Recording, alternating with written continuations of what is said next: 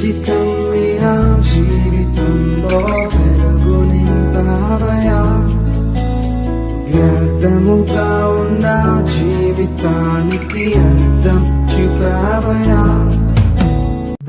ముగించుకుందాం. మంచిది. సమయంలో ఈ ప్రాంతంలోనికి సువార్త కొరకు మేము రావటానికి సహకరించినటువంటి బిడ్డలకు మా యొక్క వందనాలు తెలియజేయుచున్నాము. నిజముగా మేము కొద్ది రోజుల నుంచి ఈ ప్రాంతంలోనికి వచ్చి దేవుని యొక్క వాక్యమును తెలియచేయాలని ప్రార్థన చేస్తూ ఉన్నాం. కానీ దేవుడు ఈ దినము దానిని మాకు అనుగ్రహించి ఉన్నాడు. మేము వచ్చిన తర్వాత మీరు కూడా ఎంతో ఆప్యాయత చూపించి ఈ ప్రాంతంలో ఈ సువార్త జరగాలని సహకరించారు. మీ అందరికీ కూడా నిండా వందనాలు తెలియజేయుచున్నాను. సహోదరుడు కూడా ఎంతగానో ప్రయాసపడ్డాడు. నిజంగా ఈ సమయంలో బైబిల్ గ్రంథంలో నుంచి ఒక మంచి విషయాన్ని ధ్యానించుకొని కొద్ది సమయం దేవుని వాక్యమని కొడుకును ముగించుకుందాం. చాలా జాగ్రత్తగా మీ యొక్క బైబిల్ గ్రంథంలో నుంచి మత్తయి సువార్త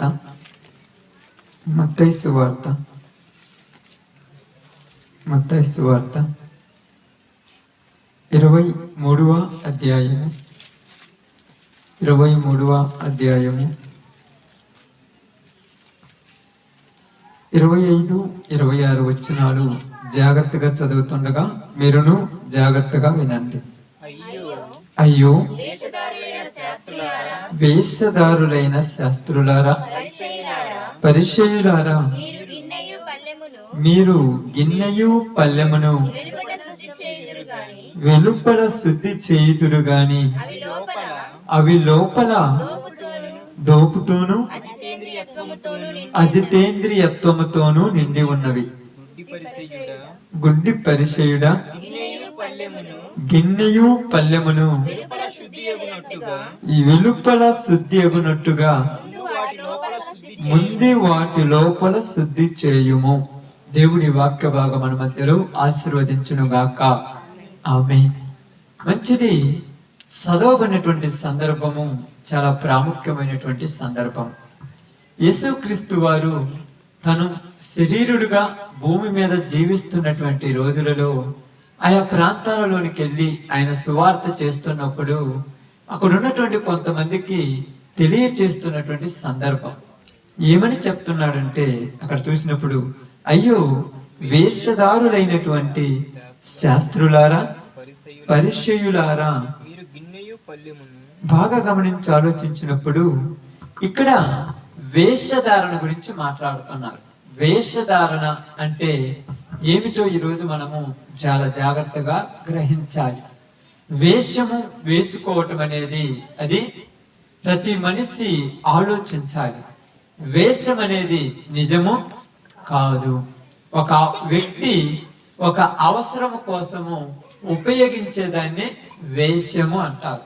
ఇప్పుడు సినిమాలలో కానీ సీరియాలలో కానీ వాళ్ళు వేస్తున్నటువంటి పాత్రలని మనము అప్పటిలో వేషాలు అనేవాళ్ళం.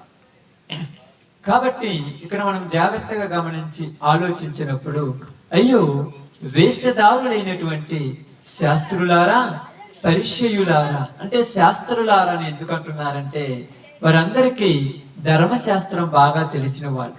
శాస్త్రమును తెలిసినటువంటి వీళ్ళు అక్కడ ఉన్నటువంటి ప్రజలను ఒక భ్రమలోనికి తీసుకెళ్లిపోయారు. ఒక భ్రమలోనికి వాళ్ళను మభ్యపెట్టినప్పుడు వాళ్ళందరి విషయాలలో వాళ్ళను కొద్దిగా భ్రమ పెట్టి వాళ్లకు వీళ్ళు చెప్పిందే శాసనం అన్నట్టుగా, వీళ్ళు చెప్పిందే చెయ్యాలన్నట్టుగా, వీళ్ళ ఇష్ట ప్రకారమే వాళ్ళు నడుచుకోవాలన్నట్టుగా అక్కడున్న వాళ్ళందరితో కూడా మాట్లాడుతూ అక్కడున్న వాళ్ళందరికీ కొన్ని పద్ధతులు కానీ, కొన్ని కండిషన్స్ కానీ, కొన్ని రూల్స్ కానీ వీళ్ళే పెట్టి వీళ్ళు చెప్పినట్టే నడుచుకోమనేవారు. బాగా ఆలోచించండి. వీళ్ళు చెప్పినట్టే నడుచుకోమంటూ ఉండేవాళ్ళు. ఇలా నడుచుకోమంటూ ఉన్నప్పుడు అక్కడికి యేసు ప్రభువు వచ్చి వాళ్ళతో ఏమంటున్నారంటే, మీరందరూ కూడా భక్తి కలిగి ఉన్నారు, మీరందరూ కూడా నీతి కలిగి ఉన్నారు, మీరందరూ కూడా యథార్థత కలిగి ఉన్నారు, కానీ ఇది పై రూపము, పైకి కనపడేటువంటి రూపము, పైకి కనపడేటువంటి యథార్థత మీది, పైకి కనపడేటువంటి భక్తి మీది, పైకి కనపడేటువంటి నీతి మీది. కానీ నిజమైనటువంటి నీతి, నిజమైనటువంటి యథార్థత, నిజమైనటువంటి భక్తి అంతరంగంలో నుంచి రావాలి అని చెప్తున్నారు. బాగా అర్థం చేసుకోండి. ఒక మనిషి ఏదైనా ఒక పని చేసేటప్పుడు హృదయంలో నుంచి రావాలి, కానీ పైన పెదవులతో మాట్లాడితే అది నిజం కాదు. హృదయంలో నుంచి రావాలి. కాబట్టి అక్కడ మనం ఆలోచించి గమనించినప్పుడు, అక్కడ చూస్తూ ఉన్నప్పుడు జరిగినటువంటి సందర్భం ఏంటంటే, మీరందరూ చేస్తున్నది నేను చూసినప్పుడు నాకు ఆశ్చర్యమైపోతున్నది. మీరు చేస్తున్నటువంటి పద్ధతులు కానీ, మీరు చేస్తున్నటువంటి పరిస్థితులు కానీ, మీరు చేస్తున్నటువంటి ఆ యొక్క కొన్ని ఆచారములు కానీ నేను చూసినప్పుడు నాకు ఆశ్చర్యముగా ఉన్నది. ఏమిటంటే, మీరు బయటికి వెళితే లోపలికి వచ్చేటప్పుడు శుభ్రంగా కాళ్ళు కడుక్కోమంటున్నారు, అన్నం తినేటప్పుడు ఖచ్చితంగా చేతులు కడుక్కోమంటున్నారు, ఏదైనా ఒక పని చేసేటప్పుడు ఇవన్నీ చెయ్యాలని చెప్తున్నారు. ఎందుకు ఇవన్నీ చేయాలంటే, ఇవి చేయటం వలన మనం శుద్ధి అవుతాము అని వాళ్ళు చెప్పుకుంటున్నారు. అదే ఇక్కడ పైన మనం చూసినప్పుడు ఏమంటున్నారు చూడండి. అయ్యో కాదు కాదు కాదు, అక్కడ ఏమని ఉంటుందంటే ఒక మాట ఉంటుంది కింద చూడండి. అయ్యో వేషధారులైన శాస్త్రులారా, పరిసయ్యులారా, మీరు సున్నము కొట్టిన సమాధులను పోలి ఉన్నారు. అవి వెలుపల శృంగారముగా అగపడును గాని లోపల చచ్చిన వారి ఎముకములతో కల్మాంసమును నిండి ఉన్నవి. అలాగే మీరు మనుషులకు నీతిమంతులుగా నగపడుతున్నారు గాని లోపల వేషధారణతోను అక్రమముతోను నిండి ఉన్నారు. అంటే ఇక్కడ ఏమంటున్నారంటే, మనుషులకు కనబడటానికి నీతిమంతులుగా ఉండే వాళ్ళు ఎక్కువ ఉన్నారంట ఆ రోజున. మనుషులకు కనబడటానికి నీతి అంటే ఏంటిది? ఏంటిదమ్మా? పై రూపమును నీతిగా మార్చుకునేటువంటి వాళ్ళు, పై రూపాన్ని శుద్ధి చేసుకునేటువంటి వాళ్ళు. చాలా మంది ఈ రోజులలో ఎలా ఉంటారంటే, ఏదైనా ఒక పని చేసేటప్పుడు, ఏదైనా ఒక విషయం చూసినప్పుడు, దూర ప్రాంతం నుంచి వచ్చినప్పుడు ఖచ్చితంగా వాళ్ళు ఏం చేసేవాళ్ళంటే, వాళ్ళకున్న పద్ధతులను బట్టి అంగడికి వెళ్ళి వచ్చినా కానీ, అంటే ఏదైనా షాప్కి వెళ్ళి వచ్చినా గానీ, ఏదైనా ఊరికి వెళ్ళి వచ్చినా గానీ శుభ్రంగా కాళ్ళు చేతులు కడుక్కుంటేనే గానీ లోపలికి వెళ్ళేవాళ్ళు కాదంట. ఏదైనా ఆహారం తినేటప్పుడు చేతులు కడుక్కుంటేనే గానీ ఆహారం తినేవాళ్ళు కాదంట. ఇదే వాళ్ళు ఏం చేశారంటే, ఒక పద్ధతిగా, ఒక ఆచారంగా అక్కడ అందరికీ అది అలవాటు చేశారు. ఇది అలవాటు చేసిన తర్వాత ఆయన ఏమంటున్నాడంటే, మీరు ఇలా చేసింది నేను కాదనట్లేదు, కానీ ముందు మీరు చేయవలసింది ఏంటంటే పై శుభ్రము కాదు. ఏంటిదమ్మా? పైకి కనపడే శుభ్రము కాదు. ముందు శుభ్రం ఎక్కడ కావాలంట? లోపల కావాలంట. లోపల ఎక్కడ అనగానే అక్కడ అంటున్నట్టున్నాడు, అయ్యో వేషధారులైన శాస్త్రులారా, పరిసయ్యులారా, మీరు గిన్నెయు పల్లెమును వెలుపల శుద్ధి చేయుదురు గాని అవి లోపల దోపుతోను అజితేంద్రత్వముతోను నిండి ఉన్నవి. గిన్నె పల్లెన్ని ఎక్కడ తోముతారంట? ఒక గిన్నెను తోమేటప్పుడు ఎక్కడ తోమాలమ్మా? పైన తోమాలా, లోపల తోమాలా? చెప్పండి. బాగా అర్థం చేసుకోండి. ఒక గిన్నెను మనము శుభ్రం చేసేటప్పుడు పైన శుభ్రం చేయాలా, లోపల శుభ్రం చేయాలా? పైన లోపల అంటున్నారు. ప్రతి దానికి మనం ఆలోచించేది పై దాన్ని చూద్దాం కానీ లోపల అవసరం లేదు. కానీ పైన శుభ్రం చేసినా చెయ్యకపోయినా లోపల ఖచ్చితంగా చెయ్యాలి. లోపల శుభ్రం చేయనప్పుడు మరలా నువ్వు అన్నం వండినప్పుడు అన్నం ఏమైపోద్ది? లోపలిది మాడిపోదు. అందుకు లోపలది శుభ్రము. కాబట్టి ఈ రోజు మనుషుల జీవితాల్లో కనబడుతున్నటువంటి సమాజంలో చాలా మందికి ఏం చెప్తున్నారంటే, ముందు లోపల శుభ్రము కావాలి మనుషులకి. నేను ఇప్పుడు తలస్నానం చేశానంటే పైన పట్టిన దుమ్ము పోతుంది, కానీ లోపల పట్టిన దుమ్ము ఒకటి ఉన్నది. ఏమిటంటే ఆ దుమ్ము లోపల ఏ దుమ్ము పట్టింది? చెప్పండి, మీరు ఆలోచించండి. లోపల ఏ దుమ్ము నిందంట? మార్కు సువార్త 7వ అధ్యాయము 21వ వచనం చాలా చక్కగా రాశారు బైబిల్లో. నిజంగా ఈ రోజులలో ఈ బైబిల్ గ్రంథం అంటే ఏదో ఒక మత పుస్తకం అని మీరు ఆలోచించకూడదు. దయచేసి మనుషులకి నీతిని తెలియచేయుచున్నది, వాళ్ళు వెళ్ళవలసిన మార్గంలో వెళ్ళమని చెబుతుందని గుర్తించాలి. చదవండి అక్కడ.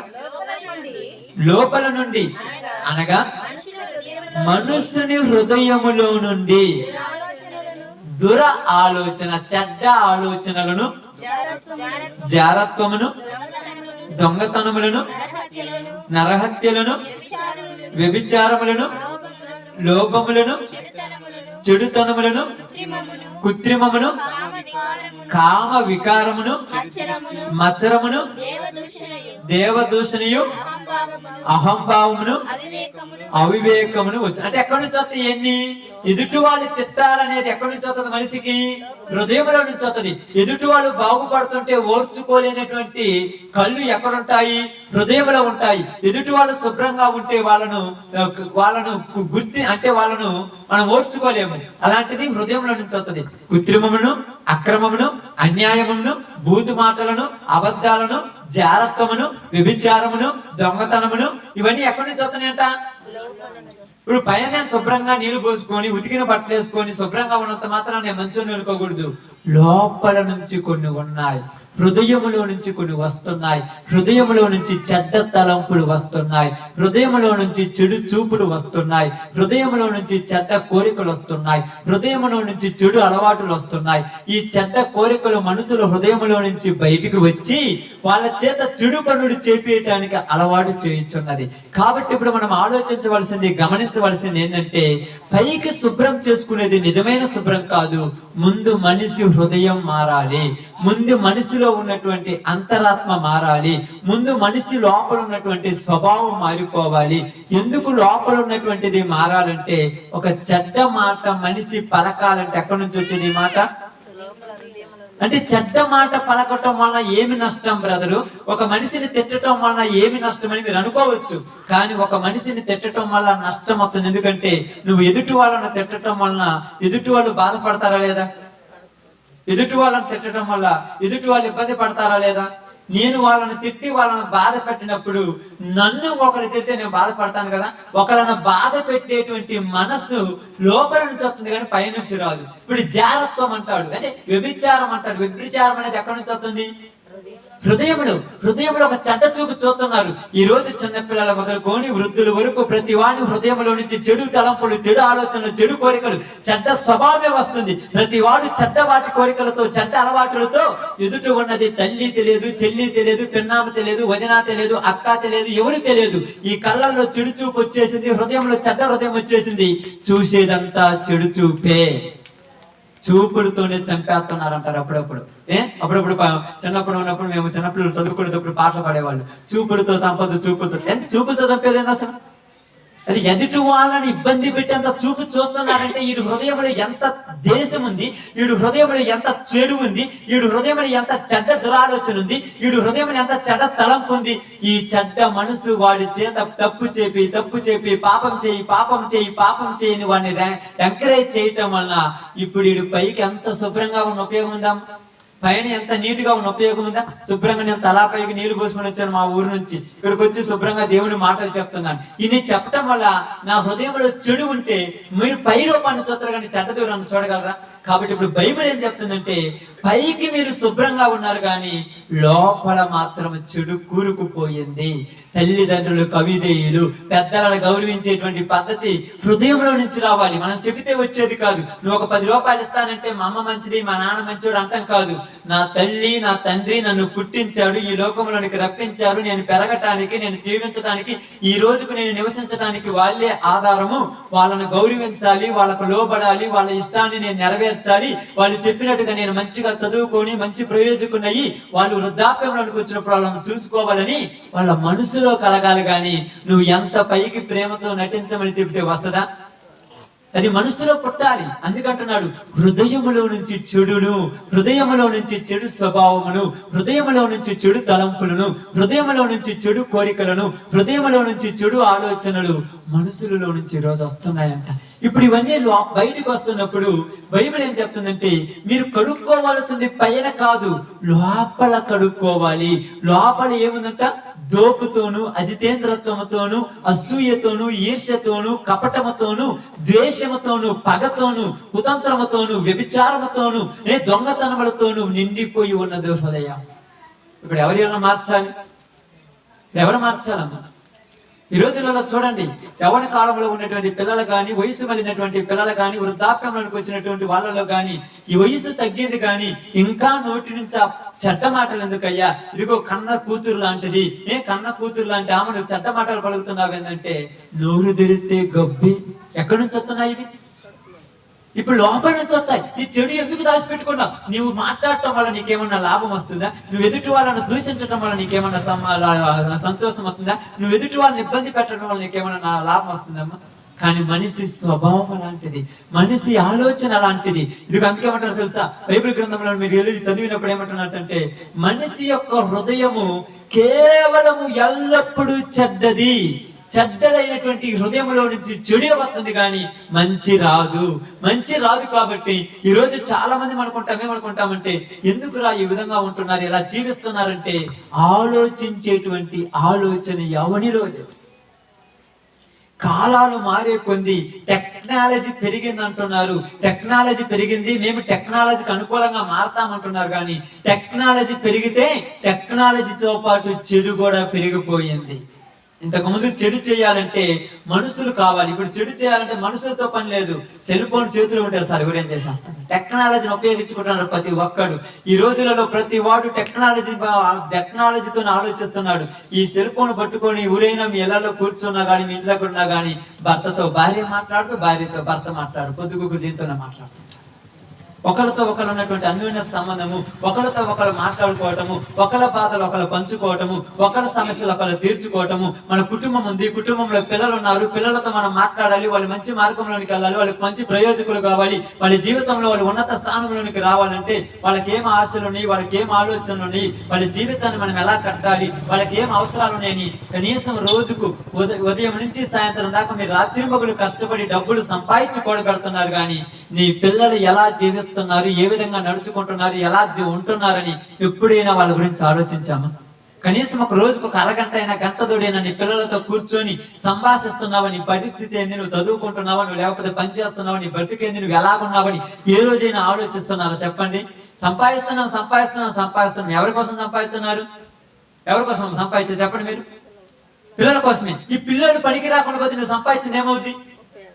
నువ్వు సంపాదించినంత వేస్ట్ అయిపోద్ది. నువ్వు సంపాదించి నీ పిల్లలకు ఉపయోగపడాలంటే, నీ పిల్లలు ఏ వయసులో ఎలా పెరగాలో అలా పెంచాలంటే దేవుడు ఇక్కడ ఏం చెప్తున్నాడంటే, మొదట నీలో నుంచి మంచి ఉండాలి, నీ హృదయంలో నుంచి మంచి స్వభావం రావాలి, నీ హృదయంలో నుంచి మంచి ఆలోచన రావాలి, నీ హృదయంలో నుంచి మంచి స్వభావం రావాలి. అందుకని దేవుడు ఏమంటున్నాడంటే, మనిషి యొక్క హృదయం చెడిపోయి, హృదయ ఆలోచనలు చెడిపోయి, హృదయ తలంపులు చెడిపోయి, లోపల నుంచి చెడు బయటకు వచ్చి మనుషులందరినీ కూడా పాడు చేస్తుంది.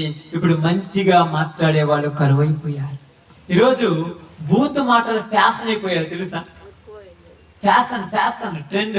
బూతు మాట మాట్లాడకుండా, చెడు మాట్లాడకుండా ఉన్నటువంటి వాడు లోకానికి పనికిరాడు. ఈరోజు ఫ్యాషన్ అయిపోయింది. ఎందుకు ఇలా ఫ్యాషన్ అయిపోయిందంటే, ఈ రోజు అంతా కూడా చెడు తరానికి అలవాటు పడిపోయినటువంటి సమాజం. ఎక్కడ అట్రాక్షన్ అయ్యారంటే, దేనిని చూసి మారిపోయారంటే, ఈ రోజు మనుషులందరూ కూడా ఈ లోకంలో ఉన్నటువంటి మన పద్ధతులను, మన ఆలోచనలను, ఇంట్లో మంచితనాన్ని, మర్యాదను చూసి ఎవరు నేర్చుకోవటం లేదు. కానీ ఎక్కువ సమయము టీవీలతో, సినిమాలతో అట్రాక్ట్ అయిపోయారు కనుక దాన్ని వీళ్ళు ఫాలో అవుతుంటారు తెలుసా? మా అమ్మ హృదయం మొదలుకొని సాయంకాలం దాకా మధ్యాహ్నం అన్నం తింటే ఎక్కడ పని తక్కువ అవుతుందని అన్నం తినకుండా కూడా ఎర్ర నెండలోనికి వెళ్ళి నా కోసం మా అమ్మ మా నాన్న కష్టపడి రోజుకు 500-1000 రూపాయలు సంపాదించి నన్ను చదువుకోవటానికి ఇక్కడ పంపిస్తే, చదువుకోవటానికి వచ్చిన నేను ఈ డబ్బులను తీసుకెళ్లి జోదాలని, బెట్టింగ్లని, సినిమాలని, షికారులని నేను చేస్తుంటే మా అమ్మోళ్ళ కష్టాన్ని నేను నష్టం చేస్తున్నానని ఎవడైనా ఈ రోజు ఆలోచించేవాడు లేడు. ఎక్కడికి వెళ్ళినా కూడా బిజినెస్ అయిపోయింది, విద్య బిజినెస్ అయిపోయింది, భోజనం బిజినెస్ అయిపోయింది, తినటం బిజినెస్ అయిపోయింది, తిరగటం బిజినెస్ అయిపోయింది, ప్రతిదీ బిజినెస్ అయిపోయింది. ఈ బిజినెస్ ను ఉపయోగించుకొని యవ్వన కాలంలో ఉన్న పిల్లల మీద వలవేసి కుటుంబాలను తాకట్టు పెట్టేటట్టు చేశాడు ఆ పోదిగాడు. ఇక అర్థం కాల, ఏందిరా నెలకు 5,000 పంపిస్తున్నా, నెలకు 10,000 పంపిస్తున్నా, నేనేం చేస్తానంటే, ఏంటమ్మా 500 రూపాయలు మారితే సాయంత్రానికి అలా ఉన్నట్టు ఏమంత ఖర్చు అయిపోతుందంటే, ఏముంది ఖర్చు? ఏం ఖర్చు అయిపోయింది? వాడు ఖర్చు పెట్టేటప్పుడు ఇది మా అమ్మ రక్తము, మా నాన్న రక్తము, మా అమ్మ మా నాన్నలు రాత్రి మగులు కష్టపడి కాచ ఈ రక్తపు పట్టుకుని నేను తింటున్నానని ఆలోచన కలిగినోడైతే తొందరగా ప్రయోజకుడై ఉన్నత స్థితిలోకి వచ్చి మీ కష్టం లేకుండా మిమ్మల్ని ఉన్నత మంచి స్థితిలో మిమ్మల్ని కూర్చుండబెడతాడు. అందుకని ఏంటంటున్నారంటే, మనుషుల హృదయాలు చెరనొక్కింది. పై రూపాలను చెన్నోకల, పైన స్వభావాలను చెన్నోకల, హృదయాలను చెన్నొక్కింది. హృదయాలలో చెడిపోయిన వాడు ఇప్పుడు పైన కూడా చెడిపోవడానికి అలవాటు పడిపోయాడు. హృదయాలను చెడిపోయినాడు, పైన చెడిపోవడానికి అలవాటు పడిపోయాడు, పైన తిరగటానికి అలవాటు పడిపోయాడు, ఒట్టు వాటి కోసం తిరగటానికి అలవాటు పడిపోయారు. ఏంద్రా అని అడగటానికి కూడా తల్లికి హక్కు లేదు, తండ్రికి హక్కు లేదు, బిడ్డకు హక్కు లేదు, భార్యకు హక్కు లేదు, భర్తకు హక్కు లేదు. ఏమిటంటే నా ఇష్టం అనే స్థితికి వచ్చేసాడు ప్రతి వాడు. ఎవరు మాట్లాడాలి తోటి? అందుకని దేవుడు ఏమంటున్నారంటే, మీరు కొట్టినా తిట్టినా ఏమి చెప్పినా వాళ్ళ జీవితాలు మారవు, కానీ వాళ్ళ హృదయాలలో కరుడు గట్టుకుపోయిన చెడుతనం ఉంది, వాళ్ళ హృదయాలలో కరుడు గట్టుకుపోయినటువంటి దుష్టత్వం ఉంది. వాళ్ళ హృదయాలలో నుంచి ఆ దుష్టత్వం ఎప్పుడైతే తీసివేయబడుతుందో, వాళ్ళ బ్రతుకులలో నుంచి ఆ పాపం ఎప్పుడైతే బయటకు వస్తుందో, అప్పుడే మనిషి మారతాడు అంటాడు. అప్పుడే వాడు మారతాడు. ఎన్నోసార్లు వాగ్దానాలు చేసి ఉండొచ్చు, ఎన్నోసార్లు నీకు ఒత్తిడి పెట్టుండొచ్చు. నేను ఎలా చేస్తాను, ఇక్కడ నుంచి చూడు, రేపటి నుంచి చూడు, ఎల్లుండి నుంచి చూడు, నా జీవితం వచ్చే సంవత్సరం చూడు అని ఎన్నోసార్లు చేసి ఉండొచ్చు. కానీ నిన్ను గురించి ఆలోచించేటువంటి మనసు వాళ్ళకి లేకుండా పోయింది ఇక్కడ.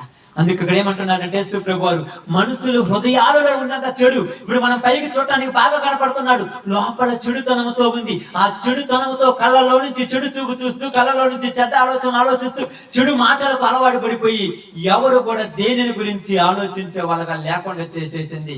అపవాది ఏం చేసిందంటే, ఉన్నటువంటి సమాజాన్ని, ఉన్నటువంటి మనుషుల మీద వలవేసింది.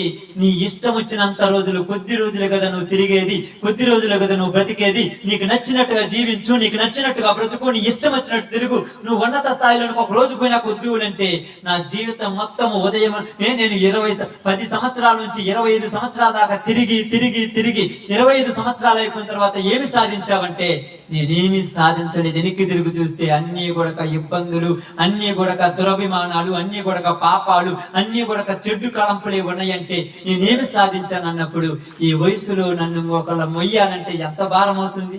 9 నెలలు మోసిన తల్లికి తెలుస్తుంది ఆ బాధ. 25 సంవత్సరాలు కూడా తల్లిదండ్రులు మొయ్యాలంటే ఎంత బాధ. ఎందుకు ఈ విధంగా పాడైపోయారంటే, అపవాది పాడు చేసింది మనుషులని. అపవాది వాళ్ళ జీవితాలను నాశనం చేసింది. అపవాది వాళ్ళ హృదయాల్లో నీకు చెడు తీసుకొచ్చి పెట్టింది. నువ్వు 20 సంవత్సరాలు 20 సార్లు మొత్తుకో, ఈ పని చేయమని, నీకు చెయ్యడు. ఒకసారి టీవీలో చూస్తే రెండోసారి కటింగ్ చేసుకుని వస్తాడు ఇంటికి. ఒక్కసారి చూస్తానంటే నువ్వు 20 సార్లు వద్దురా ఆయన, ఇక్కడ చూడరా, ఇలా చేయరా, ఉదయం లేరా, చదువుకోరా, బాగుపడరా, ఇది వద్దురా, అది వద్దురంటే నీ మాట వినడు. ఒక్కసారి ఎవడో ఒకడు ఆ ప్రాంతంలో ఉన్నవాడు నేను చేస్తున్నానంటే, వాడి డబ్బుల కోసము, బిజినెస్ కోసము, వాడి వ్యాపారం కోసం వాడు అలాగా చేసుకుంటే, ఇప్పుడు వాడిని ఫాలో అవుతాడు, కానీ నిన్ను ఫాలో అయ్యేవాడు ఎవరైనా ఉన్నాడా? ఫాలో కావద్దని చెప్పేసింది అపవాది మనుషుల్ని. ఈ రోజు ఇలాంటి ట్రెండ్లోకి వచ్చేసారు, జీవితము ఇలాంటి జీవితాలు వచ్చేసాయి. అందుకే దేవుడు ఏమన్నాడంటే, యెషయా గ్రంథము 1:15 నుంచి జాగ్రత్తగా చదువుదాం. చూడండి, ఇక్కడ దేవుడు మాట్లాడుతున్న మాట ఇది, చాలా చక్కగా మాట్లాడుతున్నాడు. చూడండి, మీ చేతులు చాపునప్పుడు మిమ్మును చూడక నా కన్నులు కప్పుకొందును. మీరు బహుగా ప్రార్థన చేసినను నేను వినను. మీ చేతులు రక్తముతో నిండి ఉన్నవి. చేతులు దేంతో నిండి ఉన్నాయమ్మా అంటే, చేతుల్లో రక్తం ఉంటుందా? మీ చేతులు రక్తంతో నిండి ఉన్నాయంటే, చేతులు రక్తంతో నిండి ఉండటం అంటే అర్థమైంది. నీ చేతులతో ఎన్ని జీవితాలను నాశనం చేసావో, నీ చేతులతో ఎంతమందిని పాడు చేసినావో, నీ చేతులతో ఎంతమందిని కుట్టావో, నీ చేతులతో ఎంతమంది డబ్బు దొంగలించావో, నీ చేతులతో ఎంతమందిని పాడు చేసావో, అది నీకే తెలుసు. నీ చేతులు రక్తముతో నిండి ఉన్నవి. పైకి కనపడట్ల రక్తము, ఈ రక్తము దేవుడికి కనపడుతున్న రక్తము. ఈ చేతులు మంచి పనుల కోసం వాడవలసిన చేతులని చెడ్డ పనుల కోసం, అలవాటు కోసం వాడుకుంటున్నారు. ఎంత ఉపయోగమని చూడండి. మీ చేతులు రక్తముతో నిండి ఉన్నవి, మిమ్మును కడుక్కొనుడి, శుద్ధి చేసుకొనుడి, దుష్క్రియలు నాకు కనబడకుండా వాటిని తొలగించండి. ఏమి తొలగించమంటున్నాడు? చెడ్డ క్రియలు. మనుషులు చెడ్డ క్రియలు దేవుడికి కనపడుతున్నాయంట. తల్లికి కనపడట్లేదు, తండ్రికి కనపడట్లేదు, కొడుకు కనపడట్లేదు, భార్య కనపడట్లేదు, బిడ్డకు కనపడట్లేదు, భర్తకు కనపడట్లేదు. ఎవరికి కనపడుతున్నాయి? దేవుడికి కనపడుతున్నాయి. మనుషులు ఎక్కువగా చీకటిని ప్రేమిస్తున్నారు, చీకటిలోనే జీవిస్తున్నారు, చీకటి బ్రతుకులు అలవాటు పడిపోయినారు, చీకటిలోనే ఉండటం వాళ్ళకి అలవాటైపోయింది. ఏ రోజు ఎవడు కూడా కష్టపడి చెమటొచ్చి రాత్రి మగులు వాడి జీవితంలో వాడికి ఉన్న బాధ్యత వాడు నెరవేర్చేవాడు ఒక్కడైనా ఉన్నాడు? ఇది నా బాధ్యత అని చేసేవాడు ఎవరైనా ఉన్నారా? ఇది నేను చేసేటువంటి పని, ఈ పని నేను కరెక్ట్ గా చేయాలని ఆలోచించేవాడు ఎవరైనా ఉన్నారా? ఎవరు లేరు. ఎందుకు లేరంటే, బాధ్యత లేకుండా అందరినీ పాడు చేసిండు అపవాది. ఏం బాధ్యత నీకు అప్పుడే, ఏం బాధ్యత నీకు అప్పుడే. కళ్ళ ముందే కన్న తండ్రి పాడైపోయాడు, తాగుబోతుడైపోయాడు, దేశ పాడైపోయాడు, ఇంటికి రూపాయి కూడా తేవటం లేదు. ఉదయకాలం నుంచి సాయంకాలం దాకా తల్లి ఒక్కతే కష్టపడి 100, 200, 300 కూడబెట్టి తిని తినక ఉండి లేక దాచిపెట్టినటువంటి డబ్బులు తన కుమారుడి గాని కుమార్తె గాని ఇచ్చి మంచిగా ప్రయోజకుడయ్యి ఎప్పుడైనా నా కష్టం తీర్చమని వాళ్ళకి దగ్గరకు పోతే ఆ డబ్బు విలువ తెలియక ఇది వాడి తల్లి యొక్క రక్తము, వాడి తండ్రి యొక్క రక్తము, వాడి తల్లి యొక్క వాడి కోసం రాత్రింబగళ్ళు కష్టపడి చేసినటువంటి శాఖలని అర్థం కాక విచ్చలవిడిగా 5 లక్షలు ఈ రోజులలో 20,000, 30,000 రూపాయలు పెట్టి శిల్పులను కొని ఎట్టోని జీవితాలు గడిపేస్తున్నారు. కానీ నా బ్రతుకు నేను తొందరగా ప్రయోజకున్న ఈ అమ్మ మా నాన్న కాలు కింద పెట్టకుండా చాకాలని ఆలోచించేటువంటి లోకంలో లేరు జనాలు. అలాంటి తత్వం ఎవరికి అర్థం కాలేదు. ఏం బ్రదర్ ఎలా మాట్లాడుతున్నారంటే, నేను కూడా లోకాన్ని మొత్తాన్ని చదివేసి వచ్చాను. నేను ఎంత చదివాను అంత చదివేసి వచ్చాను. ఎంసీఏ సాఫ్ట్వేర్ ఇంజనీర్ చదివాను. నెలకు 1,75,000 తీసుకోగలను ఈ రోజు పోతే బయటికి. ఎందుకు చెప్తున్నానంటే సమాజం పాడు చేసింది, సమాజం అట్రాక్ట్ అయిపోయింది, సమాజం చెడుకు అలవాటు పడిపోయింది. చెడుకు అలవాటు పడిపోయినటువంటి ఈ సమాజాన్ని దేవుడు మార్చాలని ఆలోచిస్తున్నాడు. చెడుకు అలవాటు పడినటువంటి జీవితాలను దేవుడు బాగు చేయాలనుకుంటున్నాడు. దేవుడు బాగు చేయాలనుకుంటున్నాడు కానీ అపవాది బాగుపడకుండా లాక్కుపోతుంది అందరిని. బాగుపడకుండా లాక్కపోతే మీరు కావాలంటే చూడండి, ఎప్పుడైనా మీరే ఆలోచించండి. ఏదైనా మంచి విషయం ఎవరైనా మాట్లాడుతుంటే మనకి ఎనబుద్ధి అవుతామా? ఏందిరా ఈ గోళ అనిపిస్తుంది.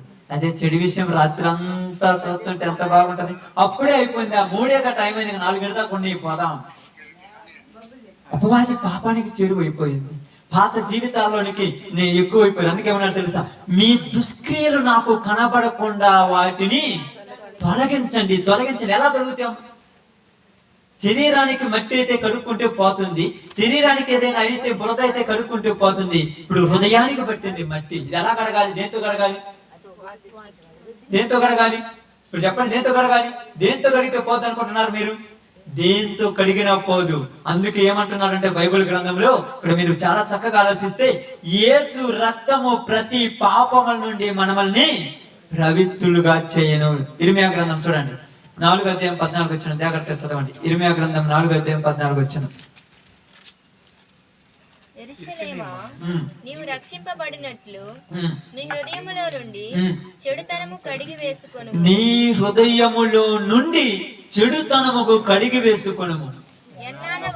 ఎన్నాళ్ళ వరకు ఈ చెడు అభిప్రాయముతో నువ్వు ఉంటావు? తర్వాత దాను ప్రదేశమున ఒకడు ఓకే చాలు. ఏమంటున్నాడు? యెరూషలేమా, నువ్వు రక్షించబడినట్లు, రక్షించడం అంటే నువ్వు బాగుపడినట్లు నీ హృదయములో ఉన్న చెడుతనాన్ని కడిగేసుకోమంటున్నారు. చెడుతనం ఎక్కడుందక్క? హృదయంలో ఉంది.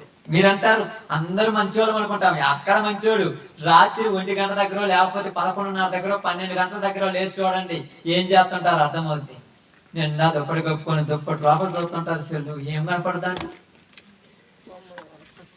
ఏమంటావా? నైట్ 1 గంట దాకా, నేను ఉదయం 5 గంటలకు లేదంటే నాకు నిద్ర వస్తుందంటే 5 గంటలకు నిద్ర లేదంటే అర్థమైంది నైట్ 2 గంటల దాకా పడుకోలేదని అర్థం. ఏదైనా మంచి మాటల కోసం పడుకోకపోతే ఓకే, మంచి కోసం పోలేదు, చెడు కోసం, చెడు అవసరాల కోసం అటు తిరగటము, ఇటు పోతున్నారు అంటే చిన్నోడి పెద్దోడని కాదు, జీవితాలు మొత్తం అలాగే అలవాటు పడిపోతాయి. అందుకేమన్నాడు తెలుసా? యెరూషలేమా, యెరూషలేమా, ఓ మనిషి, నువ్వు రక్షించబడినట్టు నీ హృదయములో నుండి చెడుతనము కడిగి వేసుకో. నీ బ్రతుకులో ఉన్నటువంటి చెడ్డను తొలగించుకో. నీ మనసుకు పట్టినటువంటి చెడును కడిగి వేసుకో. నీ మనసులో చెడు అనేది ఉంది, అది నీలో నుంచి పోతే గాని నువ్వు బాగుపడవని దేవుడు ఇక్కడ తెలియజేస్తున్నాడు. అందుకేమంటున్నాడు చూడండి, నీ హృదయములో నుండి చెడుతనము కడుగుకొనుము. ఎలా కడగబడుతుందంటే చూడండి, యాకోబు రాసిన పత్రిక 4:8 చూద్దాం. యాకోబు రాసిన పత్రిక 4:8. దేవుని యొద్దకు రండి, అప్పుడు ఆయన మీ యొద్దకు వచ్చును. పాపులారా, మీ చేతులను శుభ్రము చేసుకొనుడి. ద్విమనస్కులారా, మీ హృదయాలను కడుక్కొనండి. ఈ శాస్త్ర పరిస్థితులు ఏం కడుక్కున్నారు? చేతులు కాళ్ళు నీళ్లు పోసుకున్నారు. పై శరీరాన్ని కడుక్కుంటే పోద్దమ్మా, వాసన పోద్ది. ఇప్పుడు వాసన ఎక్కడ పడుతుందంట? సున్నమ కొట్టిన సమాధి అన్నాడు. సమాధి పైకి ఎలా కనపడుద్దామా? తెల్లగా ఉంటుంది, కానీ లోపల తీస్తే ఏముంటది? లోపల తీస్తే ఏముంటదమ్మా? ఎముకలతో కుళ్ళిపోయి కంపు కొడుతుంటది. అలాగే ఈ రోజు మనుషుల జీవితాలు కంపు కొడుతున్నాయి, వాళ్ళ బ్రతుకులు కంపు కొడుతున్నాయి. అందుకేమన్నాడు తెలుసా? నీ హృదయమును కడుగుకొను. కడుక్కోవాల్సింది ఏంటంటమ్మా? హృదయాన్ని కడుక్కోవాలి. పై కడుక్కుంటే కుదరదు, నేను పైన శుభ్రం చేసుకుంటే కుదరదు. అందుకేమన్నాడు? గిన్నె వెలపల కాదు కడగాల్సింది, లోపల కడగాలి. లోపల కడగాలంటే కొద్దిగా కష్టం. ఎందుకంటే లోపల కడిగితే ఎవరికైనా అందంగా కనపడుతామా? ఇప్పుడు మనుషులకు అందంగా కనపడాలని గిన్నెలు కడుక్కుంటారు తెలుసా? శుభ్రంగా తెల్లగా నిగనగలాడిపోవాలి. ఇంట్లో పెడితే అందంగా కనపడాలని శుభ్రంగా గిన్నెలు కడుక్కొని లైట్ అయితే తలక్కిని మెరిచిపోతాయి, అంత బాగున్నాయి వాళ్ళ ఇంట్లో గిన్నెలు అనుకోవాలి. అలాగే మనుషులు కూడా పై కనపడటానికి శుభ్రంగా ఉన్నారు, కానీ ఒక్కసారి వాళ్ళ బ్రతుకు జీవితాన్ని తిరగెత్తే కంపు పడుతున్నాయి. ఒక్కొక్కటి బతుకు, ఒక్కొక్కటి మనసు చెడిపోయి ఉన్నది. నువ్వు ఎప్పుడు బాగుపడతారంటే మనుషులు ఏమంటారు? ద్విమనస్కులారు, రెండు మనసులు ఉన్నాయి మనుషులలో. కంటితో మనిషి చేసేది నిజం, చెప్పేది నిజం కాదు, తన మనసులో ఉంది నిజం, అది నిజం. ఆ నిజం మనిషిని పాడు చేయటానికి రెడీ అయిపోయింది. ఆ నిజం మనిషి జీవితాన్ని పాడు చేస్తుంది. అందుకే ఇక్కడ ఏమంటున్నాడు? బాగా నుంచి ఆలోచించండి. యెషయా గ్రంథము 59 అధ్యాయము 2వ వచనం ఒకసారి చదవండి త్వరగా. 59:2. మీ పాపములు ఆయన ముఖమును మీకు మరుగుపరచెను గనుక. ఏందంటున్నాడు ఇక్కడ? మీ పాపములు అంటే మనుషులు పాపాలు మనుషుల్ని ఎక్కడికి రాకుండా చేసినమ్మా? అదే రాయబడింది. ఏం రాయబడింది? మీ పాపములు ఆయన ముఖమును మీకు మరుగుపరచెను గనుక ఆయన ఆలకింపకున్నాడు. మీ చేతులు రక్తము చేతను మీ వేలు దోషము చేతను పవిత్రపరచబడి ఉన్నవి. మీ పెదవులు అబద్ధములాడుచున్నవి. మీ నాలుక కీడును బట్టి మాటలాడుచున్నది. నీతిని బట్టి ఎవడును సాక్ష్యం పలుకడు, సత్యమును బట్టి ఎవడును వ్యాజ్యమాడడు. అందరూ వ్యర్థమైన దాన్ని నమ్ముకొని ఏం చేశారంట? అందరూ పనికి రాని దాన్ని నమ్ముకొని వాళ్ళు ఏమి చేసినా, వాళ్ళు ఏమి అన్నా, వాళ్ళు ఎంత జీవించినా, వాళ్ళు ఎంత పాపంలో ఉన్నా అడగకుండా ఉండాలని తట్టుకున్నా. నా ఇష్టం వచ్చి నేను ఎదుగుతుంటే నా భార్య నన్ను అడగకూడదు. అడిగితే నా భార్య నాకేమైపోతామా? అర్థం చేసుకోండి, ఏమైపోతాము? అయినా జాగ్రత్తగా నేను ఒక తప్పు చేస్తున్నా, నా భార్య నన్ను అడిగితే నాకేమవుతుంది? తలకాయ నొప్పిగా మారుతుంది. అడగకూడదు. ఇప్పుడు దేవుడు అడగకూడదు అనమాట మనుషుల్ని. దేవుడు మనుషుల్ని అడిగితే మనుషులకు ఇబ్బందిగా మారిపోయాడు. దేవుడు నన్ను అడుగుతున్నావేంది? నా ఇష్టం వచ్చినట్టు చూస్తే అడగొద్దా? ఇప్పుడు మీ తల్లిదండ్రులు ఉన్నారమ్మా, మీరు అందరు పిల్లలు ఉన్నారు కదా, మీ పిల్లలు చెడు చేస్తే మీరు అడుగుతారా? అడగరా? ఎందుకు అడుగుతున్నావు? ఇంకా చెప్పండి, ఎందుకు అడుగుతున్నావు? ఎందుకు అడుగుతారు చెప్పండి? వాళ్ళు చెడిపోకూడదని. ఇంకా చెప్పాలి, మీకు తెలిసి చెప్పాలి. అడిగే బాధ్యత. ఇంకా క్లారిటీ రావాలి. టైం అయిపోతుంది, మళ్ళా మా టైం మాకు అయిపోతుంది. మాకు ఎప్పుడు కూడా ఒక టైంకి మేము తీసుకోండి అక్కడికి వెళ్ళినా. ఇంకా చెప్పాలి. ఎందుకు? నీ కన్న కొడుకు, నీ కన్న కూతురు, నీ ఇంట్లో ఉన్న మనిషి చెడు చేస్తే నీకు చెడ్డ పేరు వస్తుందని. అంతే కదా? నీ కొడుకు చెడిపోతే నిన్ను అంటారు, ఎవరురా నిన్ను కన్నది, నిన్ను పెంచింది ఎవరురా, నిన్ను అసలు కన్నోళ్ళు ఊరి, నీ తల్లిదండ్రులకు బుద్ధి లేదురా ముందు అంటారు. అందుకని నువ్వు చెడు చేస్తే నాకు చెడ్డ పేరు వస్తుంది, నువ్వు నా దగ్గరకు వచ్చి చెడు చేయొద్దు. అందుకే నువ్వు నమ్మిన దేవుడిని కూడా ఏమంటున్నాడంటే, మీరు నా దగ్గరకు వచ్చినప్పుడు చెడు చేయొద్దు, చేస్తే మీ వల్ల నాకు చెడ్డ పేరు వస్తుంది. మీరు చెడు చేయటం మానుకోనండి. ఎందుకు మానుకోమంటున్నారంటే, మీరు చెడు చేయటం వల్ల నాకు చెడ్డ పేరు అంటే దేవుడు చెప్పొద్దమ్మా. అందుకే చెప్తున్నాడు ఇక్కడ, బైబిల్ ద్వారా మాట్లాడుతున్నాడు. నీ హృదయములో ఉన్న చెడును కడిగి వేసుకో. నీ శరీరం అంతా ఎలా ఉందంట? పెదవులతో అబద్ధం ఆడతావంట, చూపులతో చెడు చూపులు చూస్తావంట, మాటలతో చెడ్డ మాటలు మాట్లాడతావంట, నిజమనేదే మాట్లాడమంట, అసలు నీతి ఉండదంట, నీ జీవితం అంతా దుర్మార్గంలో ఉందంట. అదే కదా ఇప్పుడు చదివింది అప్పుడు దాకా అమ్మాయి, అదే నమ్మ చదివింది. మీ పెదవులు అబద్ధములాడుతున్నవి, మీ నాలుక కీడును బట్టి మాట్లాడుతున్నది, నీతిని బట్టి ఎవడు మాట్లాడడు, సత్యమును బట్టి ఎవడు చెవినుడు, అందరూ వ్యర్థముగానే బతికేస్తున్నారు. అర్థం అడగకూడదు, ఈరోజు అడగకూడదు. ఎందుకు యేసు ప్రభు వారిని మనుషులు వద్దంటున్నారంటే యేసు ప్రభు చెడు చేతి అడిగేస్తున్నాడు అంతే. మీరు చేసేది తప్పు అంటున్నాడు, అందుకని మాకు అవసరం లేదు అంటున్నాడు. అడగకూడదు. అడిగితే తల్లి కూడా పిల్లలకు నచ్చదు, అడిగితే భార్యకు భర్త నచ్చడు, అడిగితే భర్తకు భార్య నచ్చదు. నన్ను ఎప్పుడూ అడుగుతుంటాను, నేను అడిగిపోతానంటే ఇవన్నీ నీ సేఫ్టీ కోసమే కదా అడిగేది, నీ జాగ్రత్త కోసమే కదా అడిగేది. నేను భర్త భార్యను ఇప్పుడు దాకా అడిగిపోతూ ఉంటే నేను బయటకు కూడా పోకూడదా? అడిగిపోతే నీకెందుకు అంటే అడగకూడదా?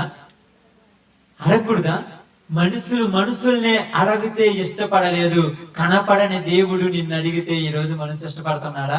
నన్ను అడగకూడదు, అస్సలు నాకు చెప్పకూడదు, నా ఇష్టం వచ్చినట్టు ఉంటాను, నాకు అవసరమైనప్పుడు నేను మారుతాను. ఎప్పుడు మారుతా? ఏ రోజు మారుతానమ్మా? సమయం ఉండగానే ఆయన నేడుకోనండి అన్నాడు. ఎప్పుడు మారుతాం? అందుకే ఇక్కడ అంటున్నాను, ఏమంటారు చూడండి, బాగా గమనించి ఆలోచించండి. యెషయా గ్రంథం 55:7 చూడండి. యెషయా గ్రంథం 55:7.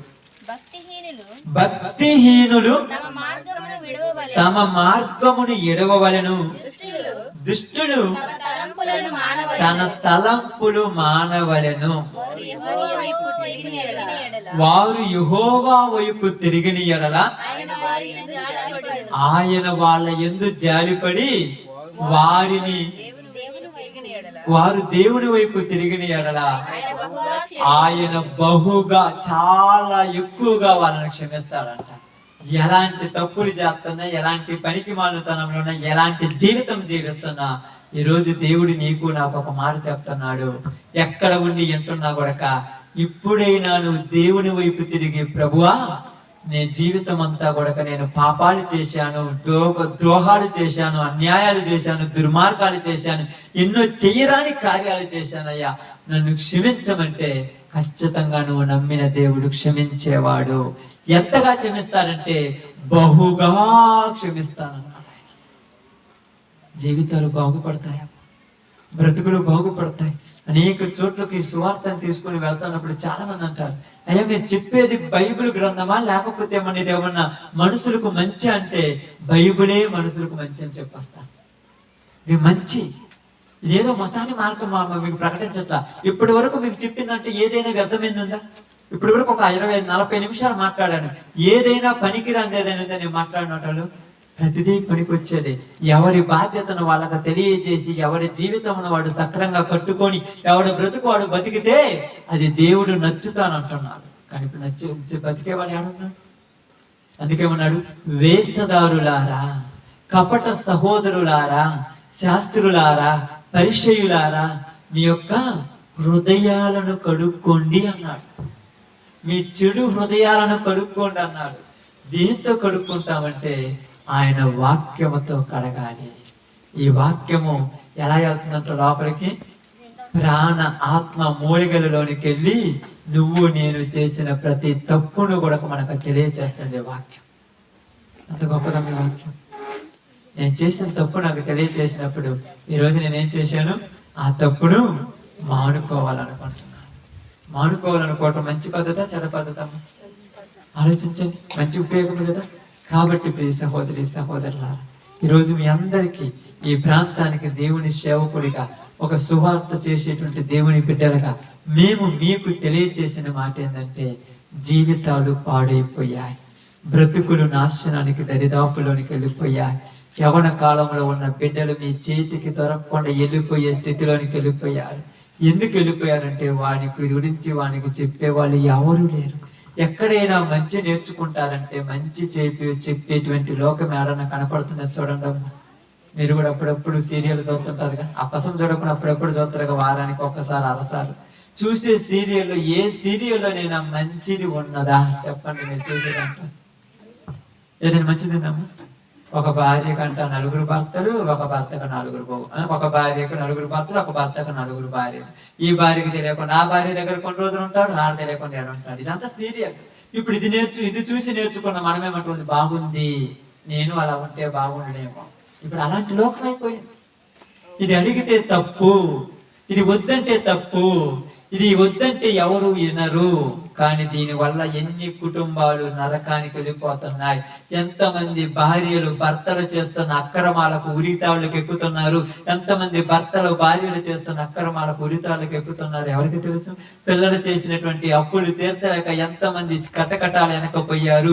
నాకున్నదంతా కష్టపడి ఈయన చదివిస్తే ఈయన ప్రయోజకుని చేయాలనుకుంటే ఈ రోజు ఈడు హంతకుడయ్యాడు, ఈడు వ్యభిచారయ్యాడు, ఈడు దొంగయ్యాడు, ఈడు దోచుకుని వాడయ్యాడని ఎంతమంది తల్లిదండ్రులు బయటికి చెప్పలేక, లోపల దాచిపెట్టుకోలేక, బయటకు వస్తే ఎక్కడ పరుగు పోతుందనని వాళ్ళ కుటుంబాలలో కుమిలి చచ్చిపోతున్నారు. వీళ్ళకేం తెలుసమ్మా?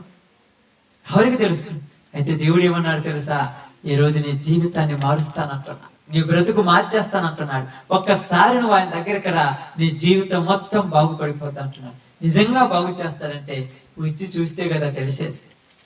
కాయలు చాలా కనపడుతున్నాయి, అన్ని కనపడుతాయి. ఇప్పుడు అదిగో అన్నయ్య కొట్లు చాలా ఉన్నాయి, మొత్తం బిస్కెట్లు అని అయ్యని మొత్తం ఉన్నాయి. చూస్తే రుచి తెలుస్తుందా? తింటే కదా ఏది చేదు, ఏది తీయగుందో, ఏది పుల్లగుందో, ఏది ఉప్పగుందో తెలిసేది. అలాగే యెహోవా ఉత్తముడని రుచి చూసి ఎరిగితిని ఒక్కసారి దేవుడి దగ్గరికి వచ్చి చూడండి, నీ జీవితంలో మార్పు రాకపోతే ప్రారంభం. వచ్చి చూడండి, రుచి చూడండి, నీ బ్రతుకును మార్చేస్తాడు, నీ జీవితాన్ని మారుస్తాడు. హింసకుడు, దూషకుడు, హానికరుడు, నరహంతకుడు అయినటువంటి సౌలునే మార్చి పౌలులుగా మార్చిన దేవుడు. ఎలాంటి వాళ్ళనైనా మార్చి దేవుని కోసం నిలబెట్టగలడు. కాబట్టి ఈరోజు నీ జీవితంలో, నా జీవితంలో అలాంటి మేలు రావాలి, నీ బ్రతుకులో, నా బ్రతుకులో అలాంటి మేలు రావాలని దేవుడు మనందరిని ఆశ కలిగి ఉన్నాడు గనక మీ అందరికీ తెలియజేసిన ఒకటే ఒక మాట ఏంటంటే, కడుక్కోవాల్సింది ఏందమ్మా? హృదయం.